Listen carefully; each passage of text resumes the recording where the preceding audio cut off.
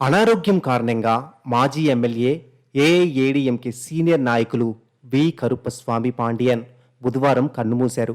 గుండెపోటు కారణమని బంధువులు తెలియజేస్తున్నారు. ఆయనకు ఇప్పుడు 76 సంవత్సరాలు. మాజీ ఎమ్మెల్యే 1996లో మాజీ ముఖ్యమంత్రి జయలలిత డిప్యూటీ ప్రధాన కార్యదర్శిగా ఉన్నప్పుడు ఏఐఏడీఎంకే పదవిని ఇచ్చారు. కరుప్పస్వామి అలంగలం నుండి 1977లో మొట్టమొదటిసారిగా ఎమ్మెల్యేగా గెలిచారు. 1980లో పలయంకొట్టే నియోజకవర్గం నుండి తిరిగి ఆయన మళ్ళీ ఎన్నికయ్యారు. 2000లో పాండియన్ డిఎంకేలో చేరారు. అలాగే తమిళనాడులో వివిధ పదవులను అధిరోహించారు. ఆయన తిరిగి మళ్ళీ ఎమ్మెల్యేగా పోటీ చేసి మళ్ళీ గెలిచారు. 2006లో టిఎన్ శాసనసభ ఎన్నికల్లో టెన్కాసి కాంపిటీషన్లో గెలిచారు.